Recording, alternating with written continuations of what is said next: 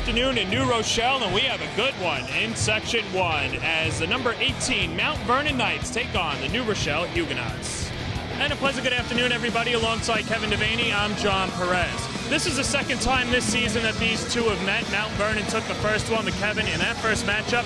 New Rochelle didn't have Matt Long. He's in the lineup today. What does he do for this New Rochelle team? Well, New Rochelle's hoping he puts them over the top. I'm actually surprised that the first time that they played, no Matt Long, and it was still a one-possession game late in the fourth quarter. So it says a lot about how much this New Rochelle team has grown. That's 2 weeks ago. Now let's see how much better Mount Vernon has gotten these last 2 weeks. But Matt Long is a difference maker. 6'1" guard, can handle the basketball. They're going to put a lot of pressure on the New Rochelle guards today. Matt Long's got to handle the pressure. He's got to score, and he's got to make up for that difference in that first matchup. Well, one guy that has certainly been making the difference for Mount Vernon has been Noah Morgan. He's been the glue to this offense. What can you tell us about what he does for this offense? Noah Morgan's been making the difference for the last 3 years of this Mount Vernon offense. He's a matchup that when you look at New Rochelle on paper, you wonder, how are they going to defend him? How are they going to defend Greg Clix inside at 6'8", and then a 6'5" guard in Noah Morgan, a terrific outside shooter, a guy who gets to the basket. Noah Morgan has at sometimes this season taken a little bit too much of a step back to the rest of the players on this Mount Vernon offense. You want to see him take control here today and get him another big win.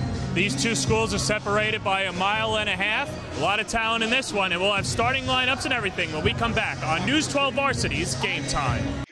And welcome back to New Rochelle for some Section 1 boys basketball alongside Kevin Devaney Jr. and our producer, Colby Nelson. I'm John Perez. The starting lineups are being read out. Let's give you the starting lineups as you see New Rochelle being introduced. A team that lost 4 starters from last season. The only returning starter is the guard Jake Aramento and his other guard Jared Haynes, who had starter qualities last year but did come off the bench. And the forwards, Jalen McGee, Matthew Long, and Tyshawn Martin. For Mount Vernon, 10-2 overall, ranked 18th in News 12 Varsity's Tri-State poll. Their front court consists of Gregory Calix, the center, with the 2 forwards, Noah Morgan and Brandon Scott. And in the backcourt, Jason Douglas Stanley and Dimitri Robertson. One guy that we didn't talk about in our open, Kevin, but he's certainly garnering a lot of attention from Division I scouts, has been Jason Douglas Stanley. Jason Douglas Stanley has really come on as a three-point shooter this season. You had 5 3-pointers in the first quarter in a win over White Plains. And just one of those guys you can't leave open. His catch and shoot ability is just so terrific, and New Rochelle understands that their rotations, they can't get caught sleeping in the corner with Jason Douglas Stanley with the ball in his hands. And for Mount Vernon, if you're head coach Bob Semino, who's been in his 23rd season, what are you preaching to your team to combat New Rochelle? I mean, just don't get caught up in the rivalry. I mean, it's something that I've seen, John, so many years. Mount Vernon teams come here, teams that have gone on to win state championships, and some of the closest games they played all season were in this game and against inferior New Rochelle teams. So something funny happens when you walk into this gym for Mount Vernon. And Semino's just saying, don't be a team that comes in here and gets beat, because you're better than this team. You've proven it once before, and now a second go around here. And again, this is also very uncomfortable. It's uncomfortable how quiet it is here. I actually thought at some point you and I were going to have to whisper a little bit because, during timeouts or when people on the free throw line, there's a few more people here than maybe I anticipated. But Bob Semino understands it's not going to be the typical atmosphere, not just of a Mount Vernon New Rochelle game, but of any game. So just, understand. Don't be lulled to sleep by the lack of atmosphere. The officials today, Jesus Soto, Tom Bruno, and Joe Arduino. As we get set to go, it'll be Jalen McGee and Gregory Calix to tap this one out. New Rochelle in the home whites with the purple trimming. Mount Vernon in the burgundy and gold. They'll turn Calix around, and Mount Vernon will take the opening tip. They're coming off a convincing 67-39 win at Scarsdale Wednesday afternoon. The Knights continue to put the ball in the cup. They're averaging 79 points a game, but an early turnover. And Hayes to kick out to Long. Long pull-up is short, and the rebound goes to Morgan. Mount Vernon off the opening tip, tried to throw the alley-oop pass off the lob, and good work. But Morgan works it in there right there for the first basket of the game. For Noah Morgan, he's on the board now, a 6'5" senior, averaging 12.5 points a game. And he puts Mount Vernon up early.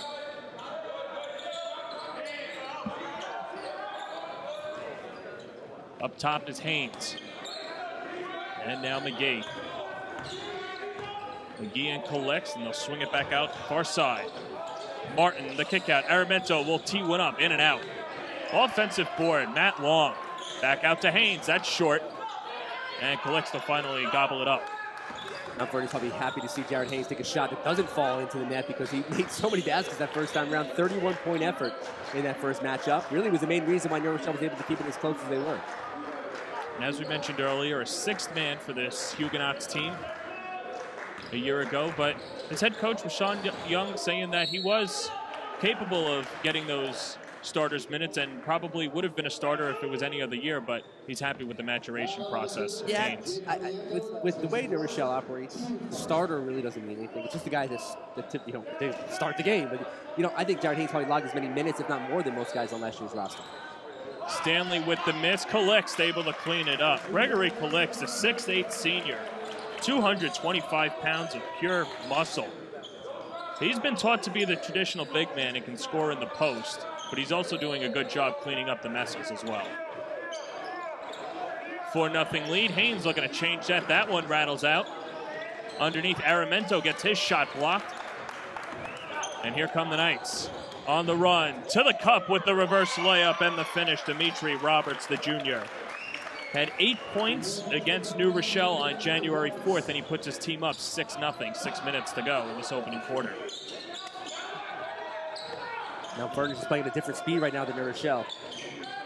McGee walled off. Now Long. The kick out, pull up. McGee can't stick it. New Rochelle, a couple of offensive boards early on, and doing a good job despite the size advantage by Mount Vernon. Offensive boards means they're not making shots, and they have not made anything in these first 3 minutes. And a turnover. It's Brandon Scott the other way. A lot of contact, no call, and now Morgan will earn a trip to the line as Haynes is the one with the whack. And I'm not sure how they didn't call a foul on that first play. It was actually to the detriment of New Rochelle because now the foul goes against Jared Haynes instead.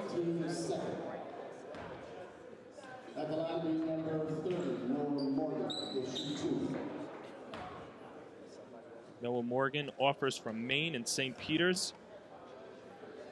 Coming off a double-double performance against Scarsdale Thursday night. 26 points and 10 assists. His second double-double in the past 3 games.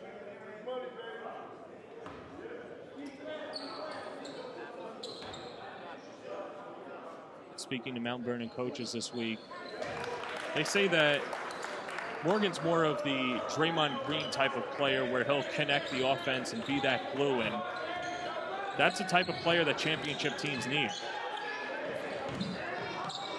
McGee throws it up, no good.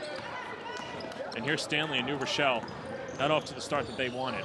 The biggest criticism I hear of Noah Morgan, just to back to that point, is that he could be too unselfish. Which at some points you want your star players, your guys that can put the ball in the basket. He's capable of going 20 to 25 points per game. A lot of times I feel that he just doesn't have that aggressiveness for 32 minutes.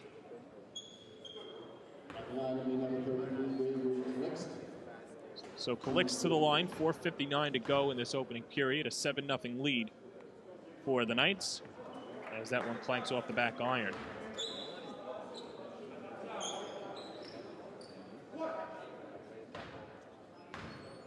Calix, 19 points and 11 boards against New Rochelle on January 4th. Can't sink the second one. And a lane violation. Gonna give him a third shot at it. I watched him, Greg Calix, a lot last year, shooting free throws, and I felt like his whole routine changed from shot to shot. Sometimes he dribbled the ball more times, less times. And right there, he gets the fall. Maybe just keep that routine, whatever he did there. He would rush it. He would wait too long. And I'm sure that has to do with confidence as well. You know, if your shots aren't falling, you try and mix everything up. And the corner is long. That's short. And the board goes to Roberts. Roberts coast to coast blocked. Haynes with the rejection. Aramento and New Rochelle's on the board. Finally, one of these shots had to fall, so Jake Armiento takes it from inside the paint there on a beautiful feed. Now the rejection all started by Jared Haynes. Haynes gets out in transition and a pretty cross-court pass to Armiento, the pump fake, the foul, and the bucket. Now finally, New Rochelle's on the board. The foul to Scott, his first and the team's first. And Armiento 3 the hard way. Well, the one thing that his head coach said about Armiento is that. He's a player that knows his role and stays in his lane. As Stanley, he knows his role, and he knocks down the triple. That was a deep one.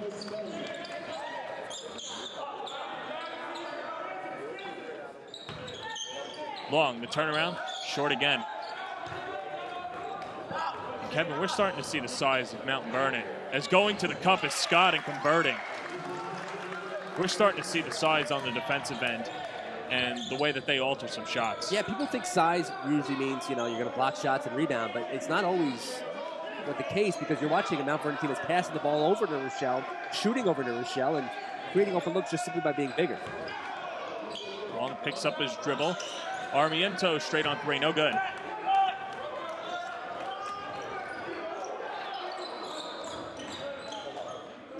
The lob, Calix can't convert, then can't clean it up. A nice job by Haynes to tip that second chance shot.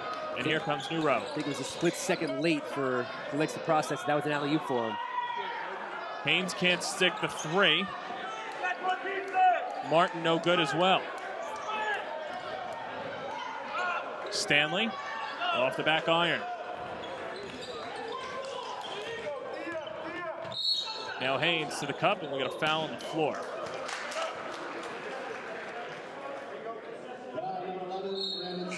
And that'll be the second foul to Scott. So just 5 minutes into this contest, 2 fouls on one of the starters for the night. He'll head to the bench. Eric Monroe will check in, 5'11" senior. In his absence.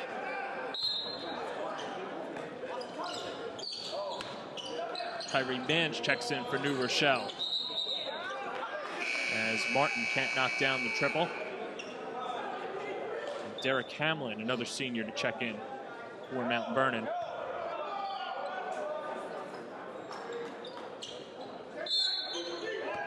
So it's Monroe, Stanley, Hamlin, Calix, and Roberts on the floor for the Knights. Mount Vernon 17-6 last season before losing to Fox Lane in the Class AA championship. 9 returners from last year's group, but the biggest departure, Marco Morenci, took his talents to prep school. Underneath Haynes, and we'll get a whistle.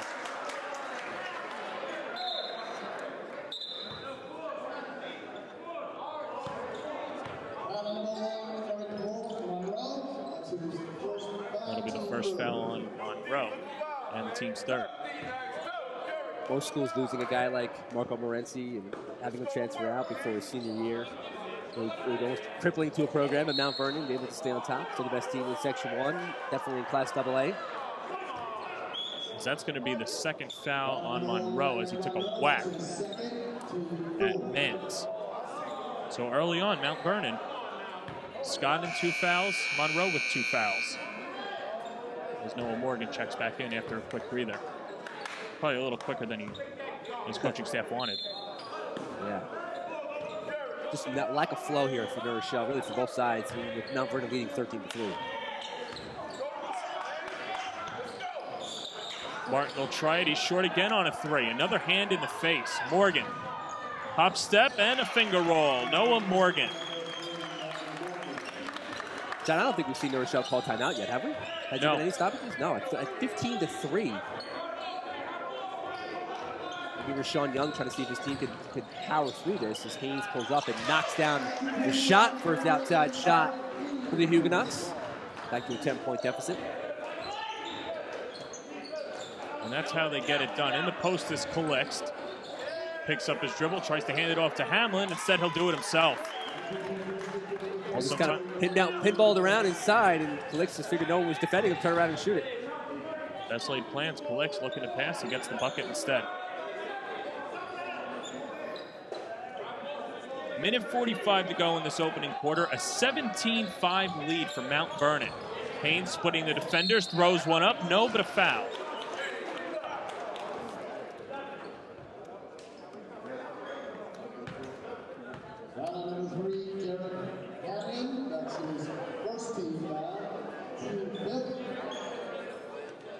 Well, Kevin, if you're going to look at the start for New Rochelle, obviously they're not hitting their shots, but maybe playing the long game too. You look at it, Brandon Scott in foul trouble, Eric Monroe in foul trouble. Hamlin just picked up his first.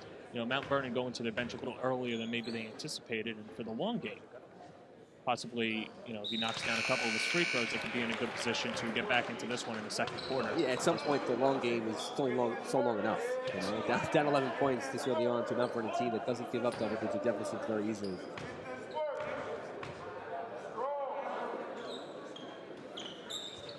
Haynes cans the second one. And New Rochelle within 10.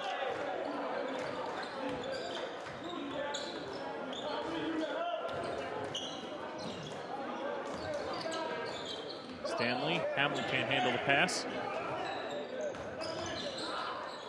Hamlin, the kick out. Roberts, strong on the three. Hamlin, underneath. Can't get it to go. Rebounded by Long. And the baseball pass up ahead. Haynes off the short hop. Check that was McGee. Haynes will hoist a three. Can't connect. Bodies go flying underneath. McGee can't get it to go. And Roberts will scoop up a loose change. Roberts the other way. No, but to the line.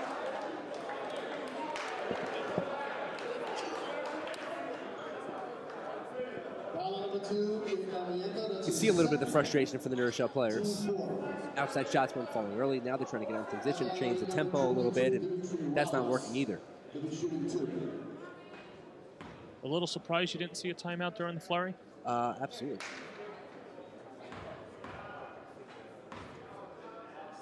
Well, Roberts fouled on his way from the wing. The coaching staff wants him to be able to attack from the wing.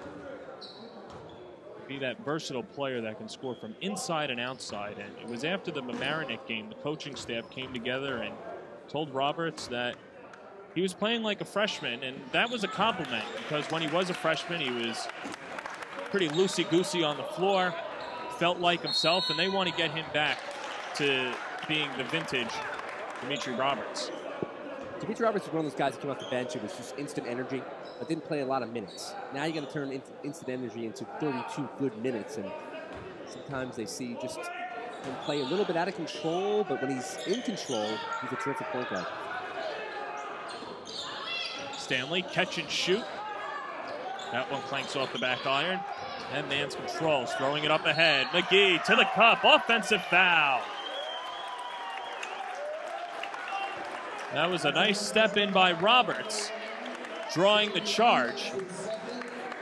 So now, it's not always about a not sort of play, about setting your feet and taking it. Sometimes the play with the ball, in this case, Jalen McGee, could be a little bit too aggressive, put his shoulder in too much. So they felt he initiated too much of the contact there. So your feet don't have to totally be set on it.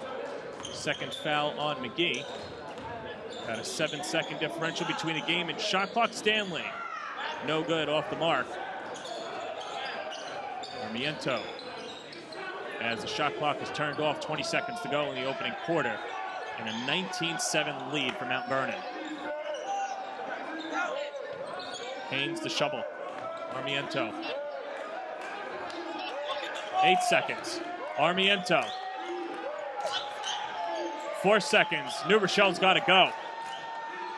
Long underneath. Did they get it off in time? No.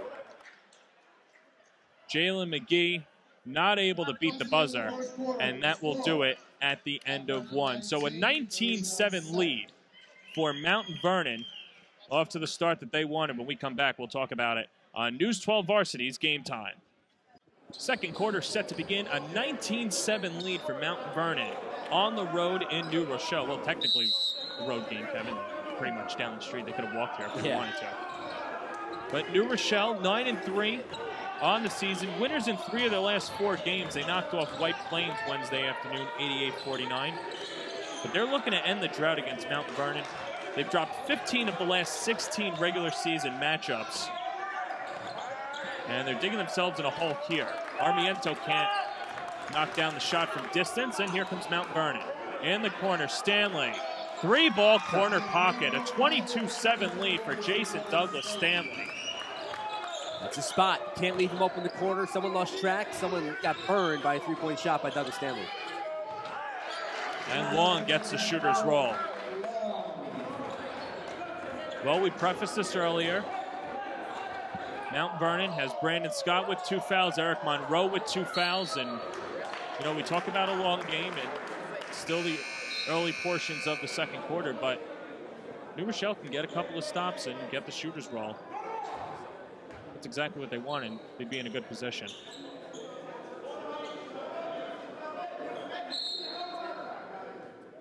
Extracurriculars underneath. I got some warnings. CJ Quan Smith coming into the game, 6'4" senior. Collects, then a whistle. And that'll be Calix's first. I don't think I saw Calix totally push off there enough, but they did call the foul.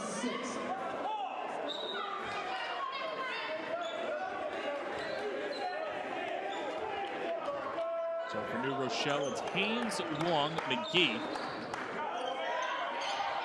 Jason Radopoulos checks in for New Rochelle, 24 in white. And Kyrie Mans, Long, the pass underneath. Mans gets walled off by 2 defenders and then goes right into Jaquan Smith. 17 to shoot. And New Rochelle to inbound from under its own basket.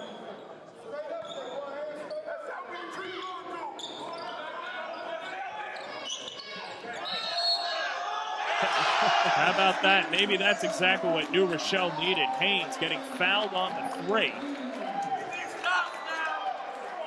There's always one play in a game that could change it. And a 4-point play is rare enough where that could be the game changer right there for Jared Haynes. That being the guy gets fouled in the corner of a 3, a rainbow shot. The quiet Jim got even quieter. And misses the free throw, but a chance at a 4-point play was right there for Jared Haynes. That's the first foul on Smith. As you see, pressure from New Rochelle. And that's how you break it. Collects the 2-handed stuff. Nice when you have that at the back of your press break. The reward at the end. Long, the floater. And he can't can it.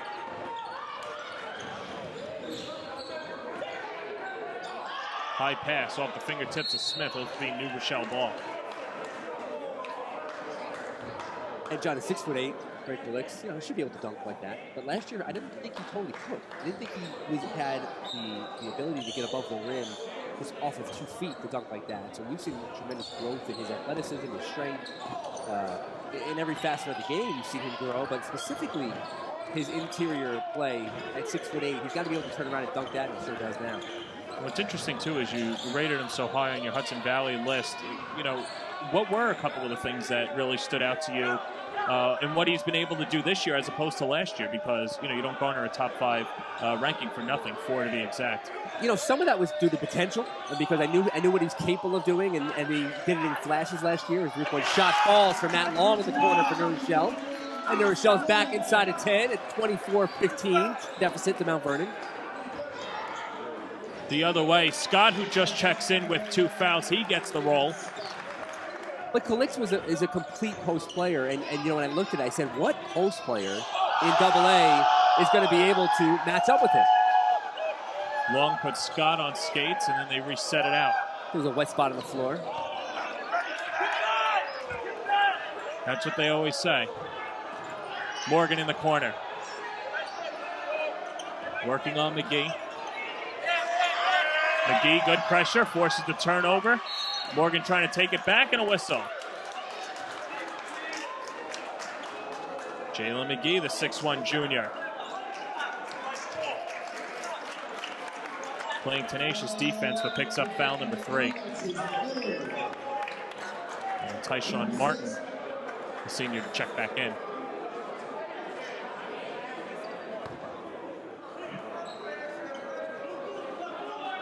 So it's Morgan, Roberts. Truth Harris checks in, probably the best name in the Hudson Valley, Westchester region, right? Gregory Calix and Scott for the Knights. Penetrating to the interior. And they're going to say it is good, and the foul as Roberts is shaken up.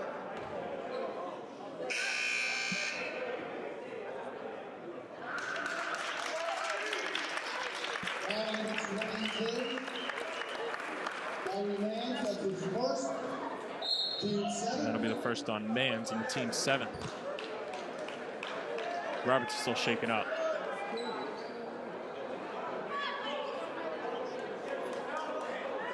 I'm not sure Mount Vernon knew that.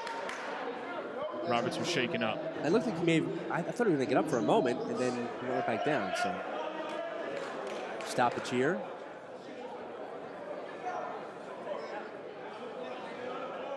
Well, as you look at Mount Vernon, this is a big stretch for them too.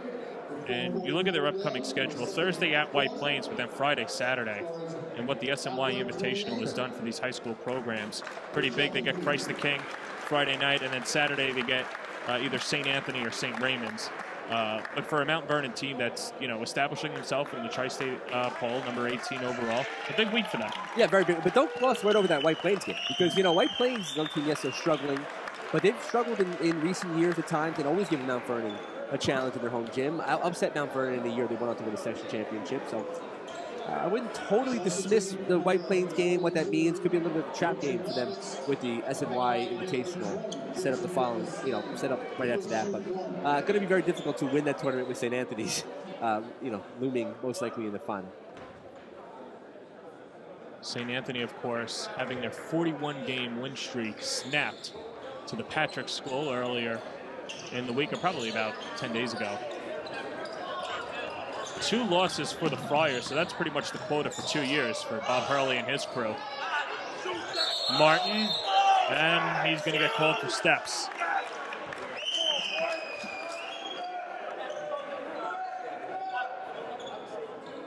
Well, he was caught in between, thought about shooting it, decided to go inside, and then took 1 too many steps.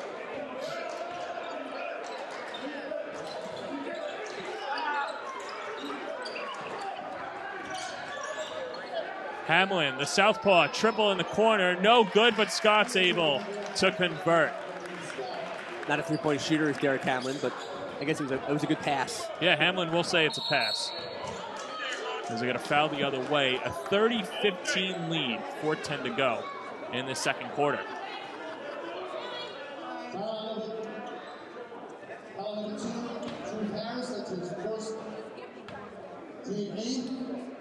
That'll be the first foul on Harris.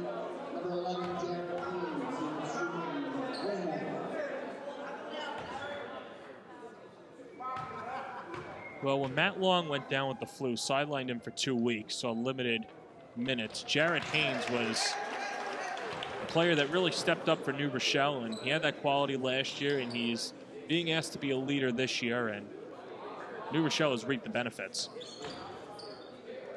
100%. He's really come into his own as a player. There was times last year with Jared Haynes where I wanted to see the ball in his hands more, him be a little more at the center of the offense, because it seemed when New Rochelle, they had an up and down year last year, but it seemed like they were at their best. Jared Haynes is one of the guys leading the way. Morgan working on Haynes. Now Stanley. Stanley and Mans. And Morgan. 10 to shoot. Morgan to the cup, gets blocked.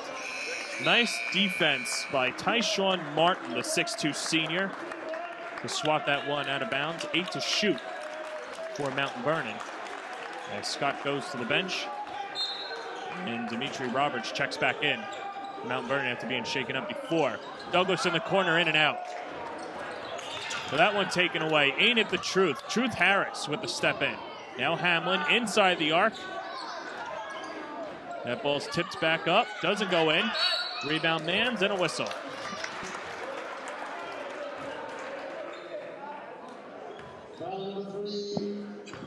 And New Rochelle basically holds his breath when the ball bounces off the Mount Vernon rim, because Mount Vernon just, the arms extend.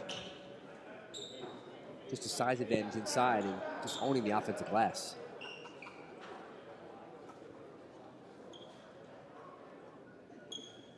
Kevin, I think the one thing, too,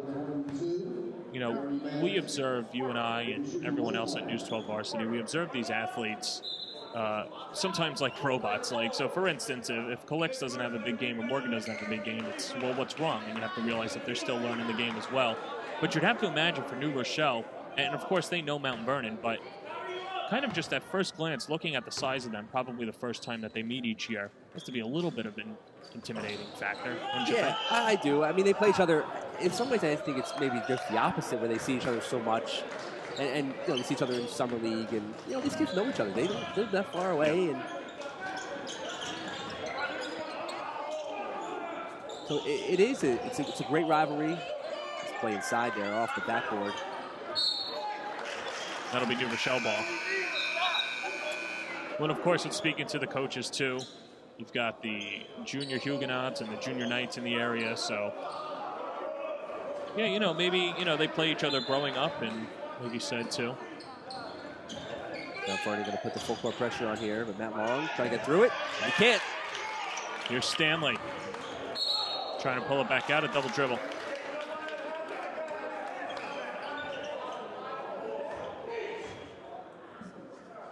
Jesus Soto was all over that. And they'll try the press again.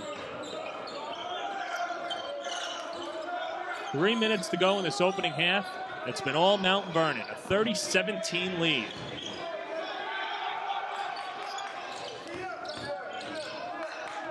Haynes gets tripped up. Has to swing it back out. He'll jack up a three. Can't stick it as Mans tried to tip it in, and we'll get another whistle. And that looks to be on Calixte. And that's a tough call there because they're going to call for over the back. He looked like he was just higher and taller. It's a tough call against him, and he does not look happy about it. Very even-keeled, very quiet kid. And he has a look on his face that you don't see very often. Well, to be fair, I don't think many players would be happy picking up their second foul on the borderline call. But anyway, Mans will take it, and he can't convert.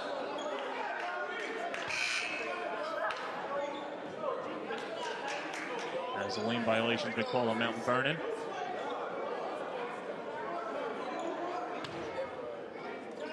Oh, check that, it's going to be 2 fouls, excuse me. So Mount Vernon thought it was a 1-and-1.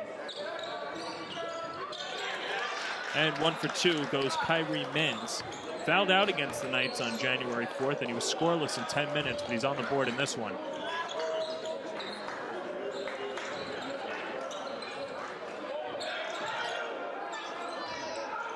Morgan, he'll spot up from 3.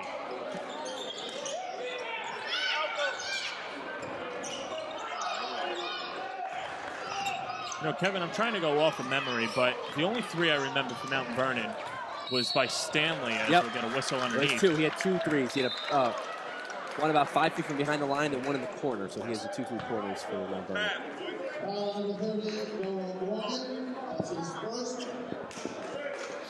First foul on Morgan.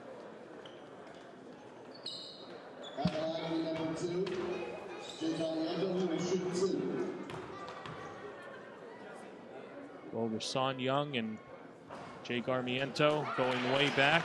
First met in the 5th grade with the Junior Huguenots organization. He said that he always thought that Jake was going to be a varsity player, but he made his biggest stride going into his junior season last year.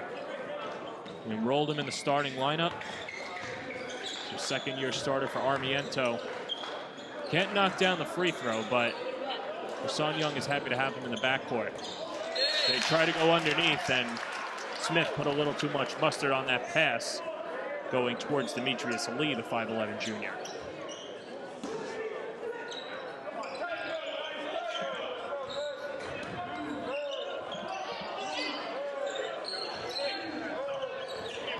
Haynes and Lee in the corner. Martin will tee this one up. Doesn't get the roll. And another whistle. And that'll go on Martin.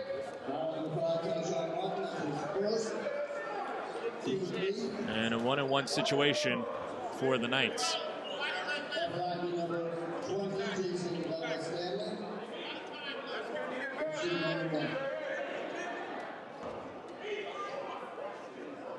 Stanley, the leader on offense for this Mount Vernon team, at a team high 22 points against New Rochelle the last time that they met.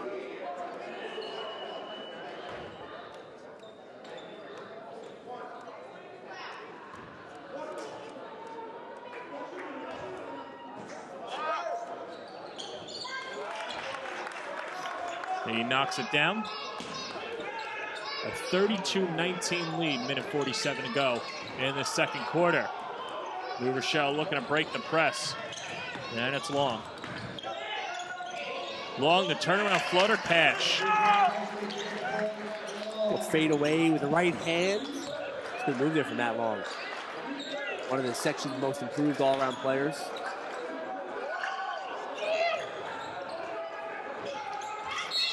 In the corner. And Mans. And this game getting a little chippier, Kev. They're seeing, you know, a lot of that could be, I'm not blaming New Rochelle, but I think New Rochelle is a little frustrated with the fact that they, you know, they're down 11 and they can't make a shot from anywhere, it seems, and, you know, missing from all over, anywhere from the outside, and kind of still hanging around in this game. It's just frustrating because they feel like what could have been if we just had 2 or 3 of these threes fall. So Demetrius Lee, the junior, can't stick the free throw, but gets the loose ball. Sloppy play on both sides. As Stanley looking to slow it down, but his pass gets picked off by Mans. And New Rochelle will call a timeout. It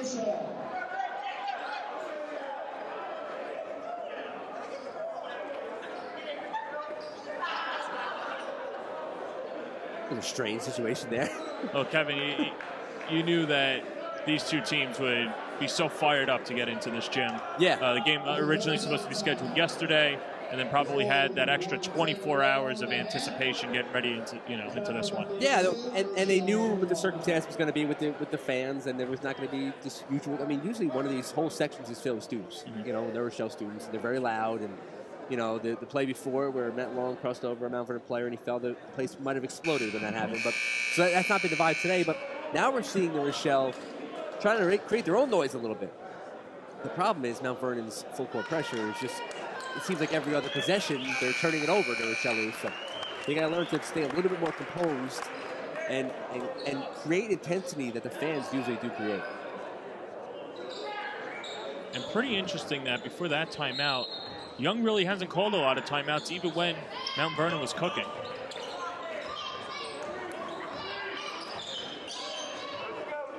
And Kevin, that's got to be something that you could do with seniors too, right? Try and have them try and figure out their mess and get out of it as Haynes throws up a wild shot, and that's going to go into the corner. Armiento, no sir. Javius Commodore with the board. He checks in for his first couple of minutes of action.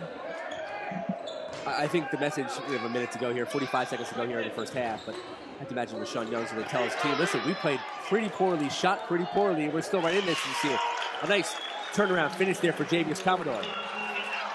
Shot clock turned off, all alone underneath to convert. Tyshawn Martin. Lost track of Martin, and one of the New Rochelle teammates at the point up the court to Matt Long to find Martin for the easy layup. A 34-23 lead, 15 seconds to go. Morgan, in and out. New Rochelle can hold for the last shot. And Mount Vernon should have held for the last shot, and they didn't. For the floater, and that's good. Jake Armiento. That'll go up at the horn. Almost goes in. But we've played one full half. It's been all Mount Vernon. They lead by 9 going into the locker room, 34-25. When we come back, we'll talk about it on News 12 Varsity's Game Time. Second half set to begin here between Mount Vernon and New Rochelle. Mount Vernon leading wire-to-wire 34-25, but Kevin, a better second half out of the Huguenots, and they're within 9 and possibly within striking distance going into the second half. Yeah, maybe a little bit of an ominous finish to that second quarter for New Rochelle to finally get some offense going, because they were really just so sporadic, scoring, making 1 of 2 free throws, missing 3-pointers. I mean, just cobbling points together for most of that corner. And then here we are, now only down 9 at the half against the Mount Vernon team that's been sloppy, both ends of the floor in that first half. And if you were Bob Sabino, what are you telling your group in that locker room? Let's just keep applying the defensive pressure, because with Mount Vernon's defensive pressure will come offense. And, you know, they didn't shoot the ball particularly well in the first half either. So they're the team that can pressure in the backcourt, you know, off made baskets or even off misses and trap in the backcourt and really disrupt this New Rochelle team and create the turnovers that go to offense. And Mount Vernon did that in stretches in the first half. They can do it for the entire second half. They'll come away with a decisive victory. Scott, who picked up 2 fouls in the first quarter, operates towards the corner, and now they dump it into the post. Collects. Good start for the Knights to start this second half. Jalen McGee is a terrific athlete, but he doesn't have the size and strength of Greg Collects. Collects is just bodying him, and finally a good inlet pass there. Collects with an easy layup. And Collects has done that to a lot of teams in Section 1 so far this year. Long, nice step to the hoop, but he can't get it to go. And Morgan will yo-yo into the front court. Collects again. Well, he got McGee to bite and then converts. 4 straight points for Collects to start this second half. And New Rochelle's going to have to call a timeout. Down 38-25, just 50 seconds into this third quarter. And I know Rashawn Young very well, and there's no way that he's matching up Jalen McGee one-on-one with Greg Collects. There's supposed to be some help there, and the help's not coming. 2 possessions in a row in the opening minute of the third quarter, and now this lead is swelled to 13. Well, that was one thing that you and I spoke about in the first quarter when Mount Vernon was going on their run, that Rashawn Young didn't use a timeout and wanted his team to adjust on the fly and dig themselves out of the hole. What we're seeing, he's a lot more aggressive starting this second half than he did in the first half.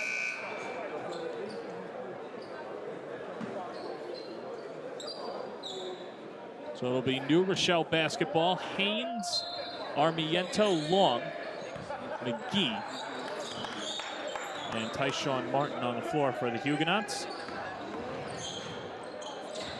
Martin thought about it. Now the step back from the free throw line, no good. Douglas Stanley with the hindrance on the shot. And right there for Tyshawn Martin, that was a play where he's able to make that dribble, a little pump, a little fadeaway, and against most teams, that's an open shot. And against Mount Vernon, there's 2 defenders in his face, and he's got to get that shot up next time. They get it across the timeline. Morgan underneath, collects. An exclamation point for Gregory Collects as he puts his team up 40-25. If you're doing a shot chart here in the second half, Mount Vernon, 3 X's right underneath the basket for Greg Collects. Martin looking to bring the Huguenots back into it. He won't get it to go. Collects with the board. And the pass underneath. Douglas Stanley converting from Roberts. Haynes will step into one. No, sir. The baseball pass. Nice pass. Roberts over to Scott. And New Rochelle's going to have to call another timeout. And Mount Vernon pouring it on to start this third quarter. That may have been the pass of the year right there for Dimitri Roberts. Roberts thought about doing that 2 steps earlier and said, no, there's somebody in my lane. As soon as that lane opened up, he threw a rocket fastball inside there into the paint for the layup. I think you put a little more than just mustard, maybe some horseradish and ketchup as well. But 6:08 to go in this third quarter. A 19-point lead for Mount Vernon, 44-25. And Kevin, it's got to be plays like that and just the chemistry like that that make Mount Vernon a big favorite, or a big favor of, excuse me, tripping over my words, a big favorite in Section 1. Yeah, totally. I mean, this is the stretch that every coach fears. This is the stretch that Rashawn Young thought about coming up the stairs in the locker room, was that, again, we're close here, but they haven't really made that run, that Mount Vernon run, where they turn defense to offense. And, a lot of this just seemed to be where they're not walking the ball up the court. They're pushing the tempo a little bit, and we saw that pass. That feed there for Dimitri Roberts was as good as you'll see a pass made by a point guard. He turned to the crowd. There was no students here, from New Rochelle to kind of play to, but that was a great feed.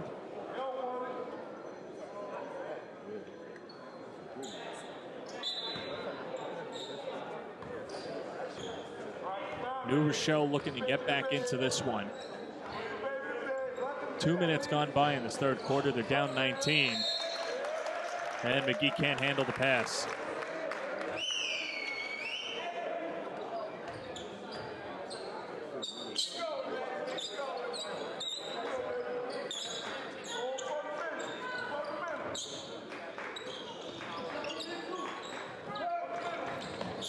That pass was tipped. Long comes up with it, throws it up towards Armiento.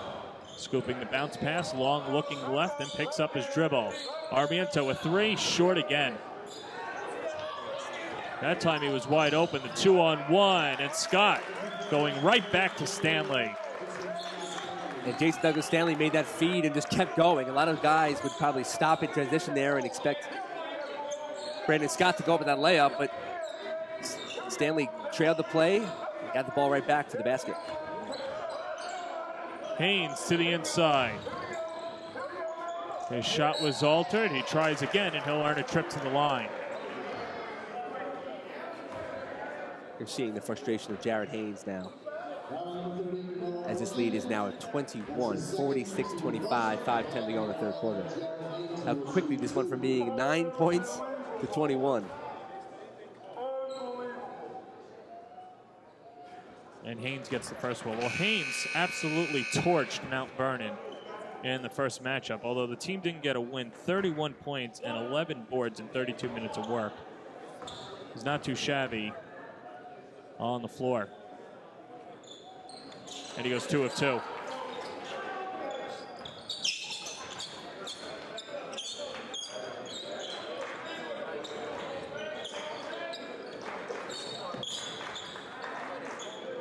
Roberts leaping to catch the pass. Back to Morgan. They swing it around as that pass was tipped by Mans, forcing the turnover. Jason Rodopoulos checks in for New Rochelle as well, 24 in white, and a turnover. It'll be Mount Vernon basketball as Scott, after showing positive energy for 3 and change, will head to the bench. And Eric Monroe will check in for Mount Vernon.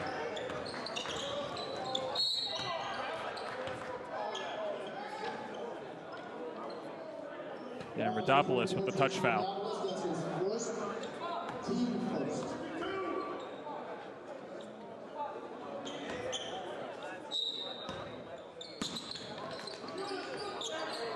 They throw the backdoor lob. Morgan.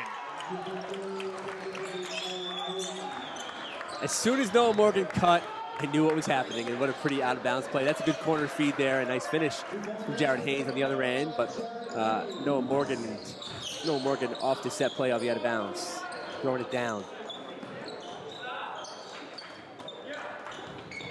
Noah Morgan has been the glue to this offense.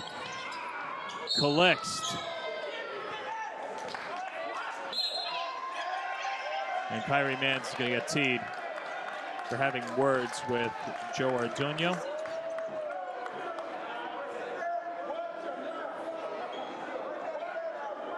So 2 self-inflicted wounds for New Rochelle. And Mount Vernon, you can start to see Kevin not just having the advantage on the scoreboard, but also in between the years for New Rochelle. Yeah, just, New Rochelle's kind of lost its way a little bit. That 12-0 run to start this third quarter just, I think, mentally got them out of the game.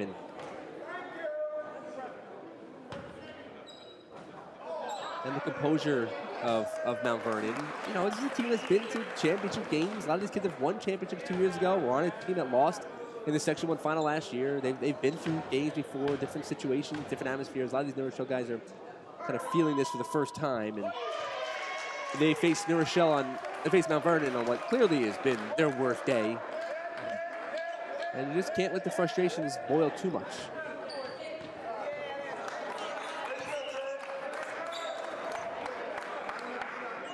An adjustment at the rim.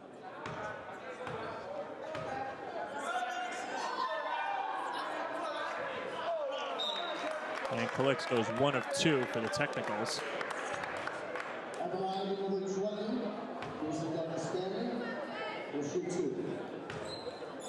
Well, I saw the first technical on Mans. I didn't see if there was a second technical charged to New Rochelle, but apparently there was, Kev. Maybe it was on the bench. I'm not exactly sure.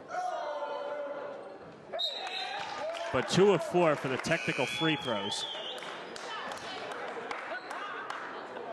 And now wait, correct me if I'm wrong, but Calix was fouled going to the basket, so I'm assuming that the... Yeah, that's what it was. It was only one technical, so it was a foul. Because nobody lined up underneath. I know that they get the ball back, but okay. Well, we're all set. 4:05 to go and a high pass over the head of Morgan. It'll be New Rochelle basketball.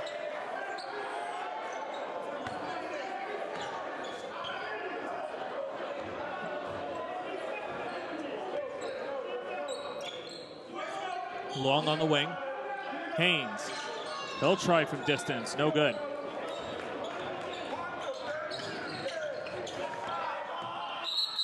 Monroe tries to save it. Steps on the end line. Second time in the last couple of minutes that we've seen Roberts unleash the fastball.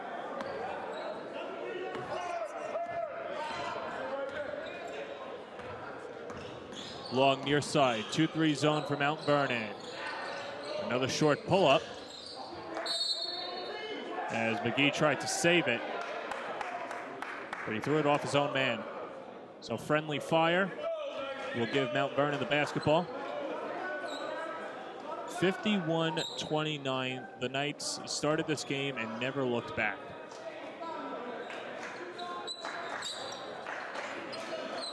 They're a team that's averaging 79 points a game in the month of January, but their defense has been superb, only allowing 51 points, and the way that it's been going, it might be tough for New Rochelle to eclipse the 40-point mark. Yeah.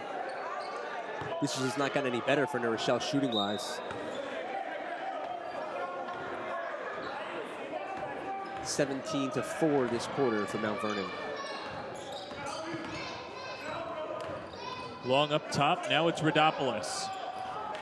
Rodopoulos tries to weave it towards Haynes, and he'll have to pick it up in the backcourt. 15 to shoot. Long near side, looking inside. 5 to shoot, it's Haynes. Haynes, a triple, no good. As Morgan snatches the rebound. Stanley inside the arc, goes underneath, collects the turnaround, and he gets the roll. What a quarter for Gregory Collext. No answer for him. New Rochelle has no answer, and I'm not sure anyone in Section 1 has an answer. A whistle the other way.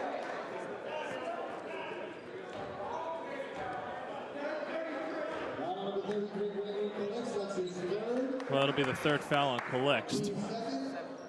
But Collext took unofficial visits to UAB, Temple, St. Peter's, Iona. I mean, he might have just bumped into Iona's campus walking home one day. St. Bonaventure came to practice Thursday afternoon. And speaking to some coaches, Minnesota will be in attendance for the SNY Invitational to keep an eye on him. They might be ready to offer, and of course Minnesota and the future Minnesota golfer Isaiah Washington to be in that as well. But, you know, maybe that's a tournament too where a D1 school from a high major conference might take a flyer on Collext. Yeah, a lot of what happens with Mount Vernon for the recruits that don't commit before the season, they usually wait until long after, you know, kind of 11th hour type recruiting, and Collext could be one of those guys. Stanley will step into a three. No, Morgan. Noah Morgan is playing above the rim in this third quarter, and he puts his team up 55-31 with 2 minutes to go.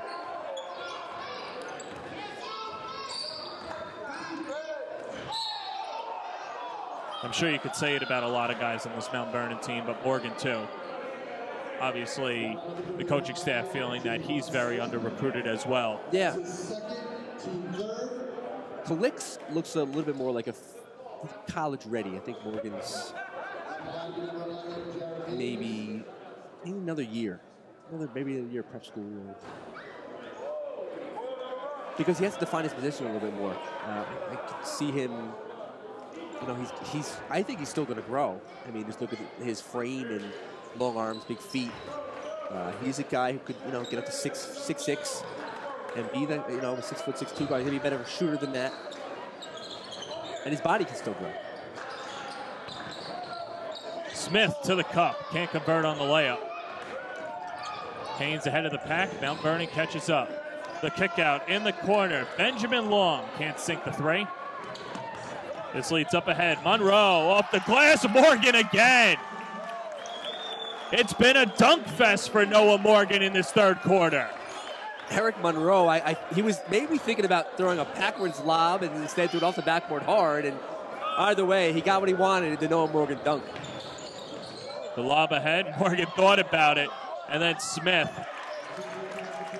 And if you want to look at the last 3 plays overall, the last 2 by Mount Vernon and the miss by Haynes, that's been a perfect sentence for what this game has been so far. Yeah, and this has been maybe the worst quarter of New Rochelle basketball I think I've ever seen. This has been totally out of control here now, with a 27-point lead in the game that was a 9-point game at the half, and still 1:12 to go in this third quarter. And you can see the New Rochelle players kind of look at the clock, waiting for it to run out in this third quarter. A 59-32 lead, a minute 12 to go in this third quarter as you look ahead for Mount Vernon. So like we said, obviously it gets tough with White Plains and the SNY Invitational, but then Scarsdale, Wadley, Mamaroneck, not really a lot of off nights either in Section 1. No, and you know, they're getting themselves ready to make that run to the Section 1 championship, where they lost last year in the final. They lost to Fox Lane, and you know, I think people are looking at this as, you know, that was like some great upset. And you know, as we've taken more time since then, we've recognized how good Fox Lane really was last year. You know, their first AA championship in school history, and knocking off a Mount Vernon team that went into it very heavily favored. People thought that Fox Lane was never going to be able to contend with the speed and the defensive prowess of Mount Vernon, and went out there and handed them the loss. So there's a lot of, you know, players at Mount Vernon that are looking for redemption, not against Fox Lane, but just the redemption of not winning the gold ball last year.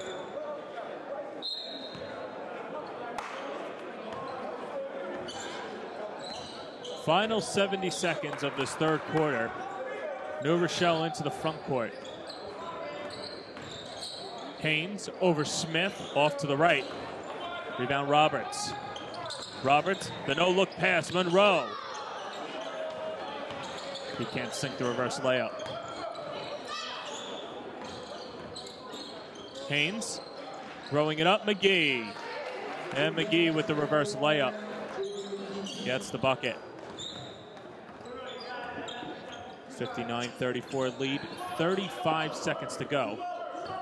A 6-second differential between the game and shot clock. Roberts slips. And it'll be New Rochelle basketball as the shot clock turns off, 29 seconds to go. And Truth Harris to check back in for the Knights.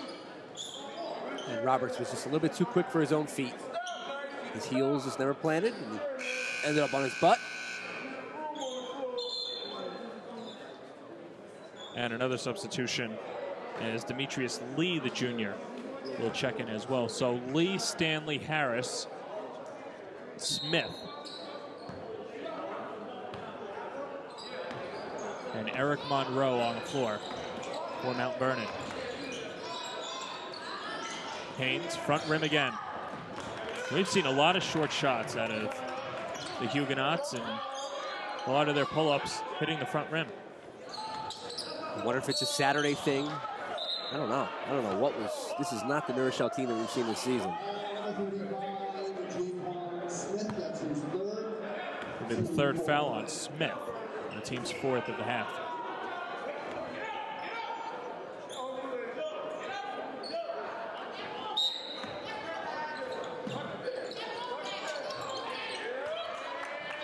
Miscommunication as Haynes will toss this one away.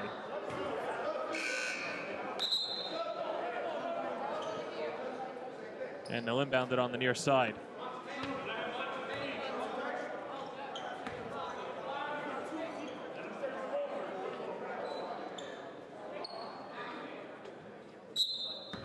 Well, Noah Morgan to inbound. He's had himself quite a quarter above the rim. There was only 8 seconds to shoot, but Truth Harris not having the advantage of seeing a shot clock or a scoreboard on that end, as that shot goes short, but a little trickery out of the few fans that are here in the gym. But after 3 quarters, it's been all Mount Vernon, 59-34 at the end of 3. You're watching Section 1 basketball on News 12 Varsity. It's game time.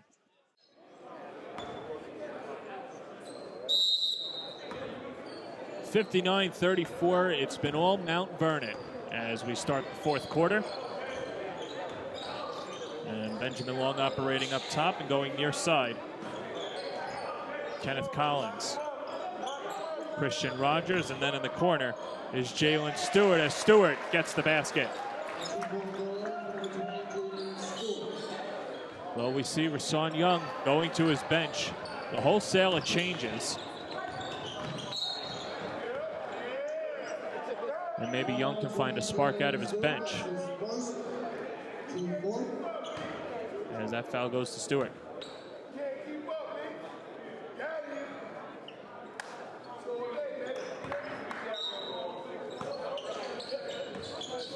Morgan, the bounce pass, catch and shoot, Douglas. Jason Douglas Stanley, averaging 19 points a game, and Mount Vernon will call a full timeout. John, I'm watching the in-game highlights on newsvarsity.com. I'm checking back some of these Greg Klicks dunks. I watched the Dimitri Roberts pass in the third quarter, and just what a quarter that was for Mount Vernon. Just totally blew it. I mean, we thought Mount Rochelle's hanging around here. They might try and steal this one, but Mount Vernon stomped them out in the third quarter and has a 61-36 lead now. Of course, Mike Monty back in the shop doing a fabulous job in the knock, getting all those highlights for you, and full highlights after the game and a full game replay after this one ends for anybody that wants to rewatch it.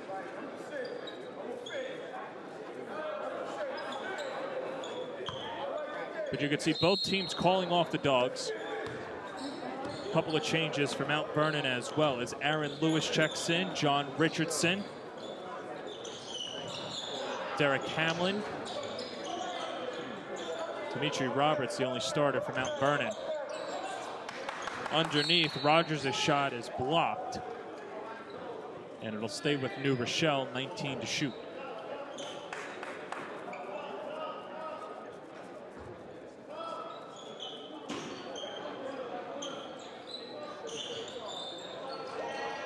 Nice cut to the basket and the conversion, Benjamin Long. He was scoreless in 2 minutes against Mount Vernon the last time that they played, but he's on the board here. Still a 61-38 lead. 2 minutes gone by in this fourth quarter. Truth Harris to the cup, and a nice finish with the finger roll. Truth Harris is one of those Mount Vernon youngsters that has been hyped up the last year and a half. We've seen some flashes out of him, and I think the key to Mount Vernon making an extended run in the postseason, we got the Truth Harris, maybe just Truth Harris individually coming on and being more of a guy they use earlier in games, we'll say. He's gotten some minutes, sporadic minutes, you know, first half of these games, but see him extended time on the floor moving forward. I'm sure this is unconfirmed, but one of his favorite players has to be Paul Pierce, you would think, right? Why would you say that? Come on. That's a good question. I don't know.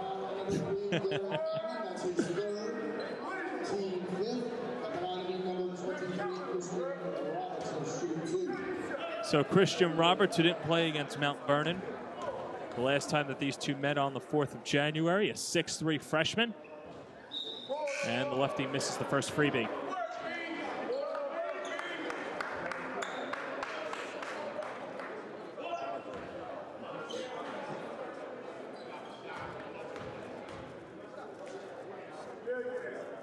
Kevin, this is a good look at the future, too, for this New Rochelle team. And, you know, their bench getting some quality minutes against, although it's Mount Vernon's bench. Mount Vernon's bench could, if you were to take them off and form their own team, yeah, they do pretty well in Section 1 as well. They'd probably be like a 6 or 7 seed, I think, if not higher. Yeah.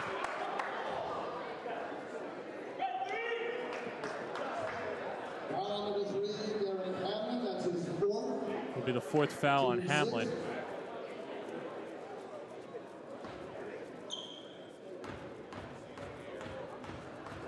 Jalen Stewart, the 5'11" junior, rears back, fires, and can't convert on the first free throw.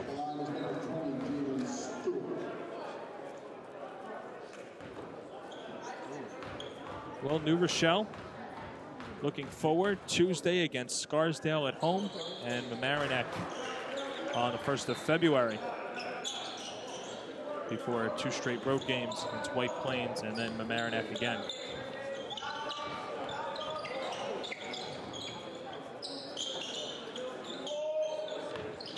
Richardson can't sink it.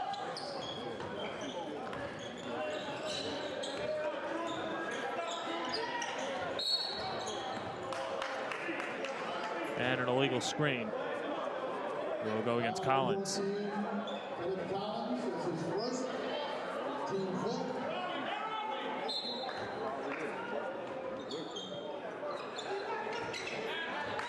It's been a long time since New Rochelle has beat Mount Vernon outside of that one time they beat them in the stretch of 5 years.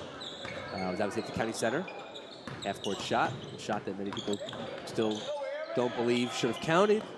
It was a miracle, whoever you want to look at it. But Mount Vernon has owned this rivalry outside of that one game for 5 years. Long will throw it up and sink it. And Ben Long looking for the third. But that's one play that's going to go down in the archives of News 12 varsity history. Yeah.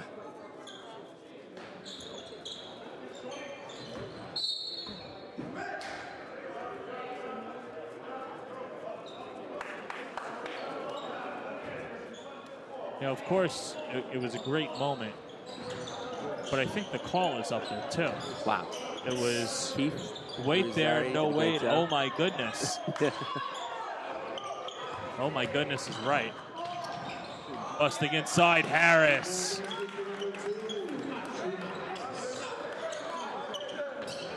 Truth Harris, only 2 points in 4 minutes against New Rochelle on January 4th.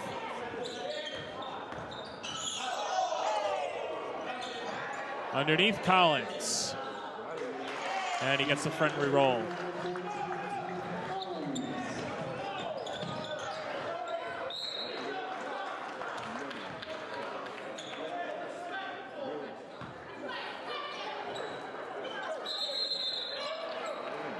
As Cedrice Payant, the 6'4" senior,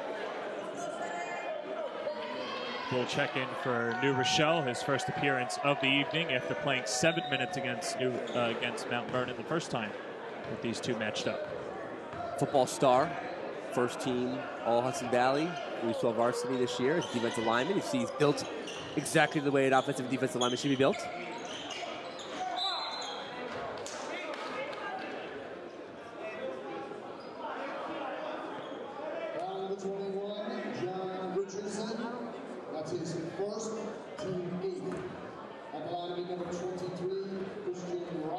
Well, this is also another great opportunity for this Mount Vernon bench as well. You've got some players that will be on this team next year and some that are just playing out their senior seasons, but you know, they don't really get to play that much, especially against the rival. And now they're getting that opportunity in this fourth quarter.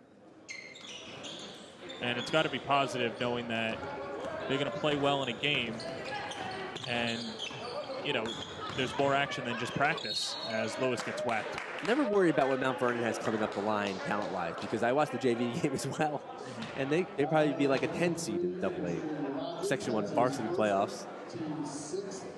I thought New Rochelle looked pretty good JV as well.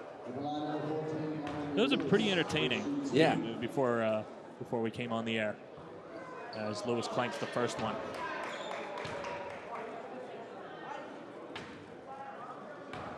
Lewis, the 5'11" senior. And he goes 1 of 2 at the line. So a 66-44 lead. 4:15 to go in this fourth quarter.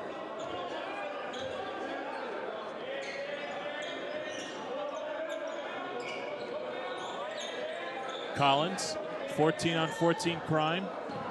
They'll bounce it over. Collins to Benjamin Long. Inside to Payant, pass gets tipped. Richardson with the step in, following his pass was Long. Payant. Now the pull-up. Stewart can't get it to go. As Aaron Lewis is shaken up. He was face down on the ground for a good enough time where they should have just stopped the game. 66-44.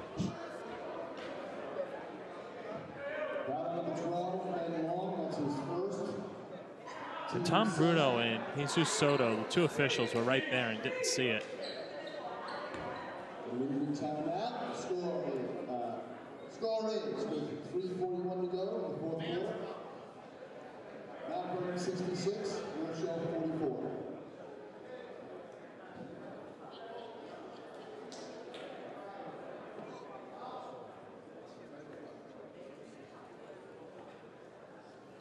Well, Kevin, I know that we don't want to gloss over White Plains, but looking at Mount Vernon just in the SNY Invitational, obviously 4 teams in News 12 varsities, Tri-State Paul.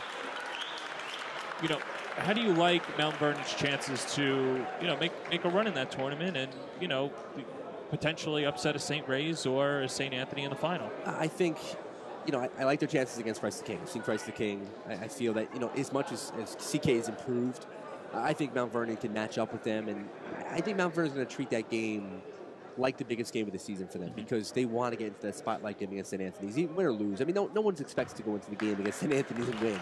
And then you get a chance to be, in the spotlight of the entire Tri-State, which is says a lot about this Mount Vernon program. Give a chance to go against St. Anthony's. I do think this Mount Vernon team with the inside presence they have with Greg Calixt, he's going to allow them to compete with any team.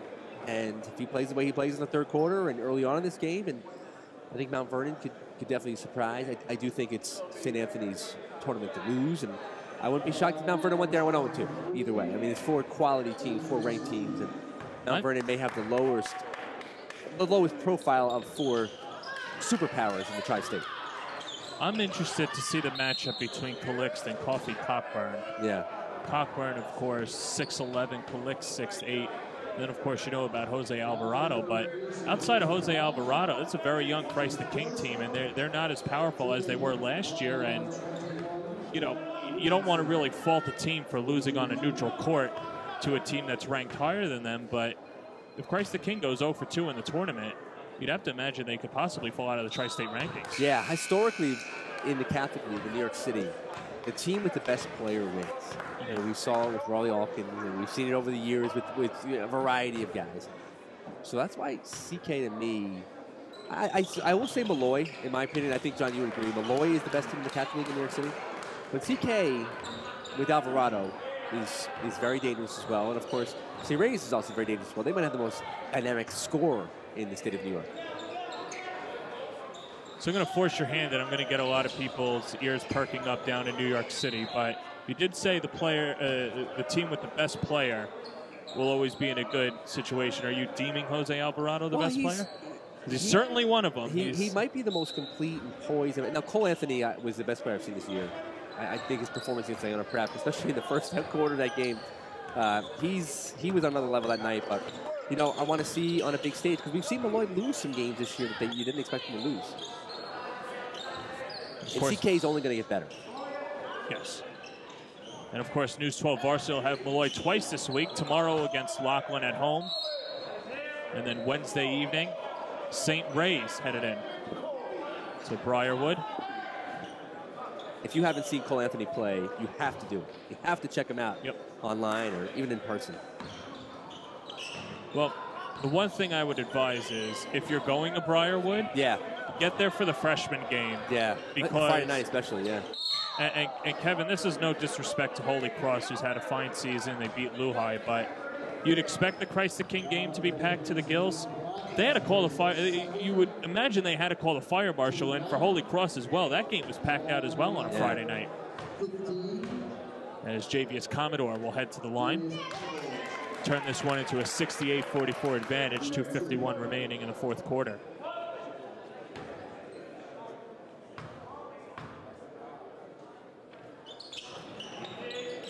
Commodore misses the second. Chase Johnson tracking it down and then tossing it off of Stewart to give another possession to Mount Vernon.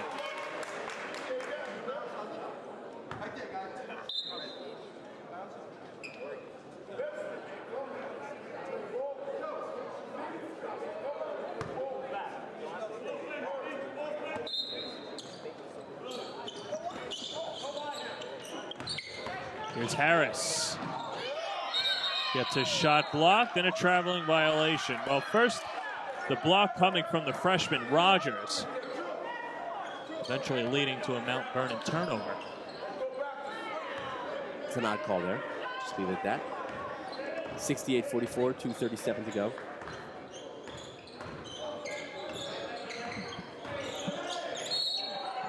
And an offensive foul. Kenneth Collins a little too aggressive.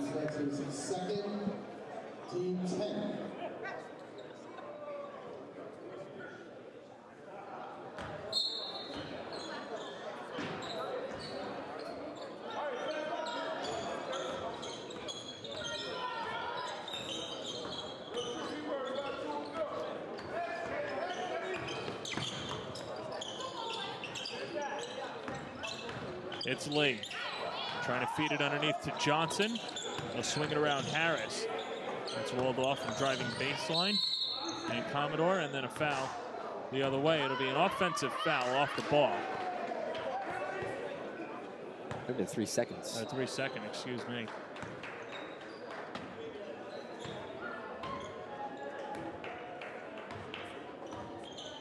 Well, Kevin, for New Rochelle, after this game, I think the positive thing is tomorrow the sun will come out. Yeah. It's a new day. Well, for New Rochelle, it's not even just about the Mount Vernon game because, you know, beating Mount Vernon today really wouldn't do anything. It doesn't really mean anything to beat them in the regular season because ultimately, if you're going to get to where you want to be and win a section championship, you're going to have to beat them again. So if you're New Rochelle, it's more about, you know, kind of picking yourself up here and reminding yourself that you have another game against White Plains. You have 2 more games against Scarsdale. You have a lot of league contests back, and you don't want to don't let one loss become a slide.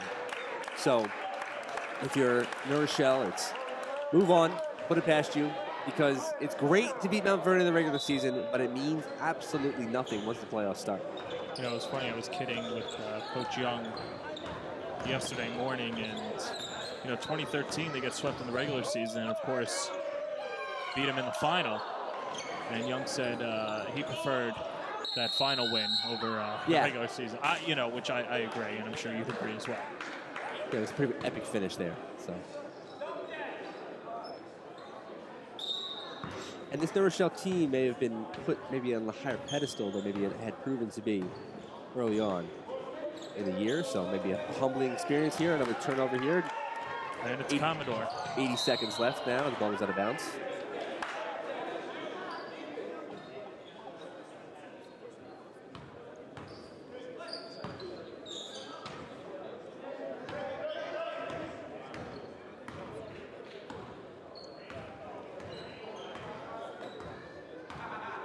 Benjamin Long.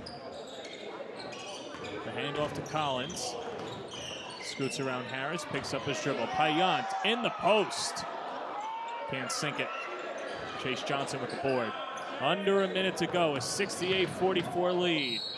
The other way, Harris. And Long will pick up the foul.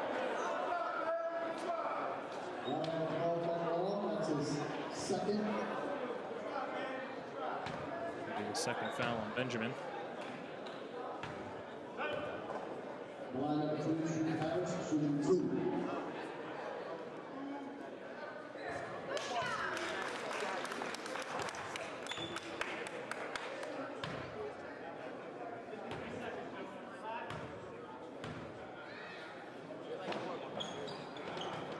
Harris misses the second. Payant smothers it. It leads to New Rochelle in the front court. 45 seconds to go in this one. This one taken away. Commodore. Hop step to the cup and another foul with 35 seconds remaining.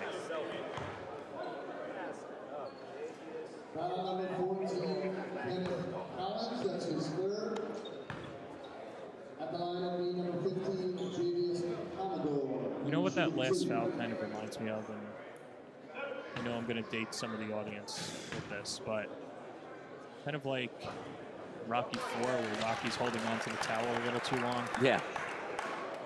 That you did definitely date a lot of the audience. Yeah.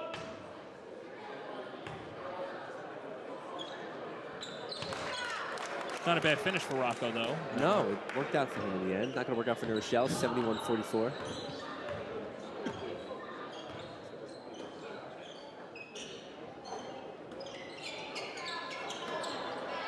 Long catch in the high pass. Goes far side, teeing up a three is Stewart. He can't connect, an offensive board. And it's Benjamin Long, 15 seconds, and another whistle.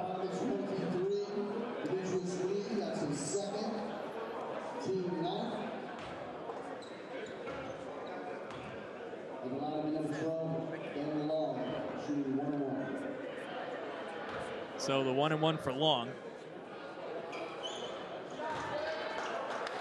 He's actually done a nice job coming off the bench and manning the fort at that point guard position for New Rochelle. Yeah. New Rochelle's got some pieces here, and just this was a game that I felt just the start being as bad as it was, they just never were able to overcome it because they knew what they were up against. They're up against a Mount Vernon team that was going to have its run as well. So Truth Harris, and now it's Chase Johnson.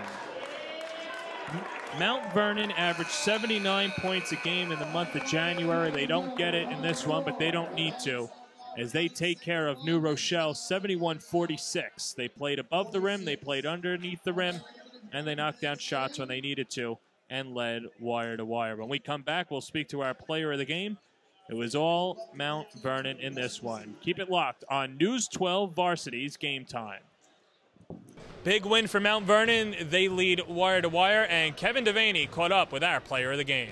Thanks, John. Here with Greg Calix. 18 points and some ferocious dunks. I mean, how good did those feel today to get the team going? It felt really good. We played good as a team.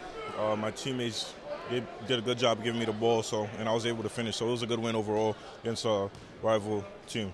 You had a little bit of the team had a little bit of a sluggish first half. Was it the emphasis in the second half to get you the ball inside? Yeah, that's pretty much the emphasis for the whole game. Yeah. So I guess they realized it when I started scoring more. So like I said, my teammates did a good job of giving me the ball, and that's pretty much it.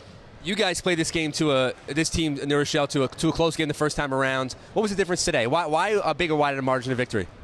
We just stuck to the game plan. Before the game, Coach said it was inside out. That's what we stuck to. We played hard throughout the whole game, and then we were just able to win. Did this game lack a little bit of the normal atmosphere of a Mount Vernon New Rochelle game? How did you guys handle that? We handled it pretty good. There was a situation that happened last game. That's why I guess that happened. But it was still a good atmosphere. So, yeah. And how does this team feel right now? I know when you came back from Hawaii, you had to figure some things out as a team. How much better are you now since then? Oh, we're feeling good. I feel like we're playing great as a team. We're finding each other, so we just got to take it one game at a time. All right, man. Be careful of those rims, man. You almost bet a couple of those in today. Great colleagues. John, back over to you. Thanks, Kev. It was all Mount Vernon in this one for our producer, Colby Nelson, and Mike Monty in the knock. My partner, Kevin Devaney. I'm John Perez, signing off in New Rochelle on News 12 Varsity's Game Time.